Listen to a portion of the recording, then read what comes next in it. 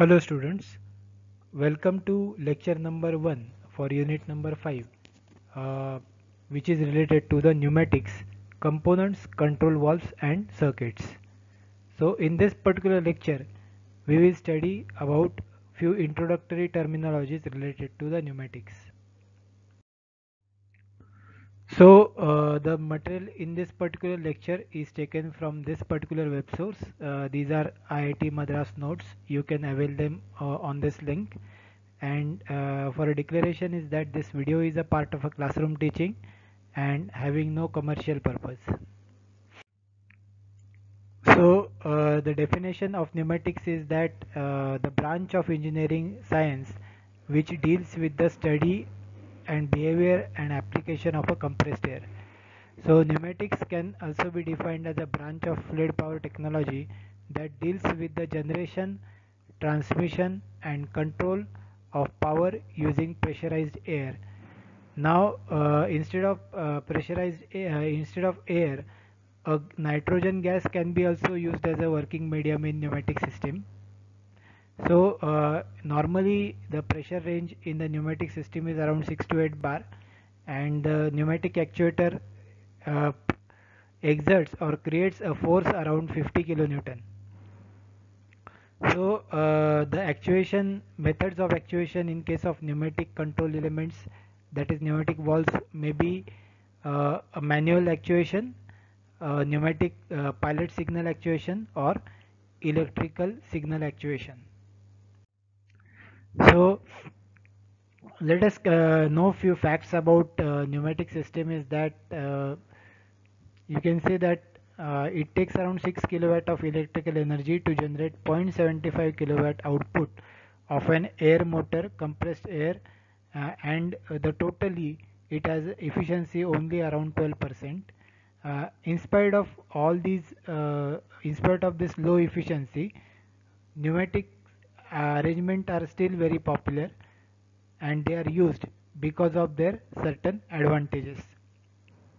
So before going into or starting the pneumatics concepts of pneumatics, first few basic related to the compressed air you should know, that is Boyle's law, which is related to a relation between pressure and volume.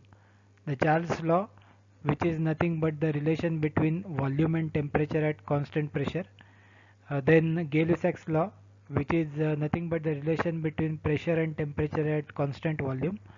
And Boyle's law and Gay-Lussac's law, if we combine them, you will get a gas equation, that is P1 V1 upon T1 is equal to P2 V2 upon T2. So let us consider few points about compressed air system. It is available in abundance. Uh, Second, it can be easily conveyed.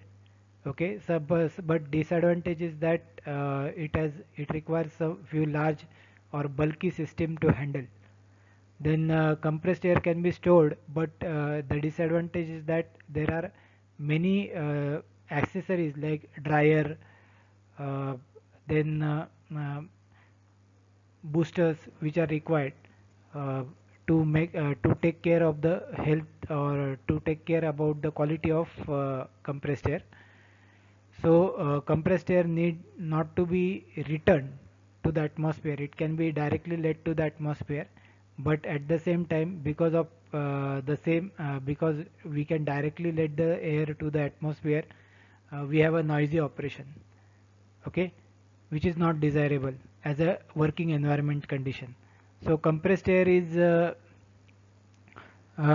intensive to the temperature fluctuation, and this ensures the reliable operation even when extreme temperature condition, that is at extreme temperature condition we have a good function of pneumatic system, but the limitation is that the maximum pressure range is around 7 bar and actuator force will not be more than 50 kilonewton.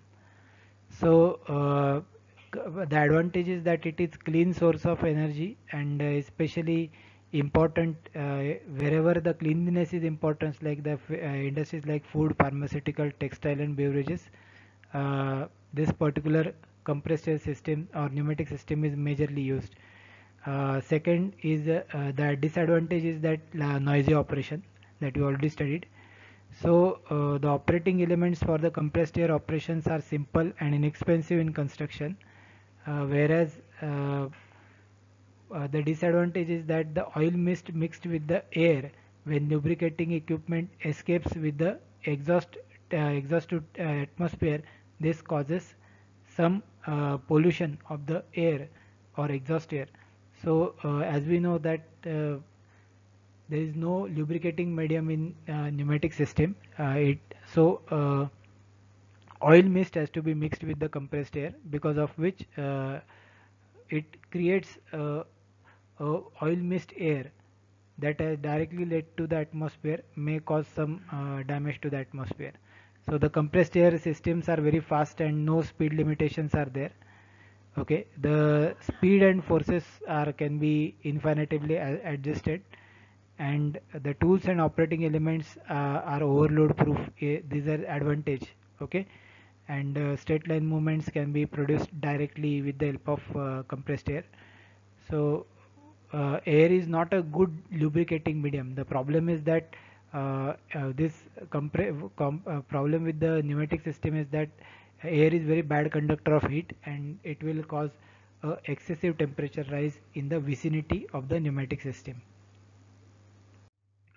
So the pneumatic system involves few components like air filter, which filters the or removes the dust and dirt from the compressed air, which is sucked into the system from the atmosphere. Then there is a compressed air, the compressor, which is driven by electrical motor, and it has a pressure switch which is connected to the sensor, which monitors the pressure of the storage tank. Okay, so immediately after the compressor, air goes to air cooler and then stored into storage reservoir. Then after storage reservoir, there is a control element like direction control valve, flow control valve, which is used to uh, to control the flow of compressed air to the actuator. So actuator is the device which actually performs the necessary work, and the amount of fluid which is going to the actuator is controlled by a control element. So these are few numericals related, some basics related to Boyle's law, Charles' law, and Gay-Lussac's law. You can have this presentation and study them later. Then let us study about some basic requirements for pneumatic systems are like compressor plant, then pipeline system design, then control valves, that is control elements are required, then air actuators are required, then some auxiliary appliances are also required. So in order to make sure that the quality of compressed air in the system, the pressure drop for a compressed pressure drop for a 6 bar pressure line, it should not be more than 0.01 bar. And some these are some properties or comparison between pneumatic, electrical mechanical system and hydraulic system. So you can compare pneumatic system in terms of energy, medium, energy storage, regulations, transmission, then distribution and operating speed. If you compare with them, compare with the electrical and mechanical system, pneumatic system has major advantage of having large speed of operation. You can say that the speed of operation is around 1.5 meter per second, which is very large as compared to the electrical, mechanical or hydraulic system. Then some basic operations like wherever the where you can say the fire hazard is more of a concern, there is no option to the pneumatic system. Some of them areas like oil refineries, you will find only pneumatic systems are used. Okay, so you can read these points and compare these three systems. So let us consider about preparation of compressed air. So in preparation of the compressed air, it involves four stages. First, air intake system. Second, compressors, which actually compresses the air. Third is the storage system where the compressed air is stored. And fourth is distribution system, which actually distributes the compressed air to the various parts wherever the compressed air is required. So this diagram will show you in clear that stage 1 it involves intake of the air, then stage 2 involves the compressors, okay. Then stage 3 is nothing but maintaining the quality of the compressed air, which is maintained by help of after cooler, air receiver. Then there are moisture traps which are used to make sure the air should not carry away the moisture into the pneumatic parts. Then there is a water trap of to make sure that whatever the water get formed because of the trapped moisture can be easily drained out. Then air dryer will make sure that a proper humidity factor of the air which is used in the hydraulics which is used in the pneumatic circuit will be maintained, and proper quality of air is governed through this entire stage 3, okay. And stage 4 involves uh, the application area where actually the compressed air is used, and the before use the compressed air has to go or pass through the FRL unit, that is filter, regulator and lubricator unit, okay. So filter will make sure that dirt and dust will not enter into the actuator. Regulator will make sure that the compressed air supply will be of of the constant pressure, and lubricator will make sure that some amount of lubrication will be mixed to the compressed air, so that in order to make sure that the pneumatic system may have a proper lubrication. So this particular diagram will show you the industrial typical industrial compressed air system. Here is the operator. You can imagine this as a service station, where a two-wheeler service station where you find where you see that person actually works on the vehicle. He has pneumatic tools or wrenches, and it is supplied by the pneumatic line, okay. This pneumatic line comes from a air receiver tank, and from air before it enters into this pneumatic line, there is a dryer to make sure that the humidity or the dryness of the air which is supplied to the pneumatic system is maintained with the help of dryer. There is a separate compressor room. This compressor is usually driven by a electrical motor, okay, which makes sure that a steady supply of compressed air is given to this air receiver, which actually stores the compressed air.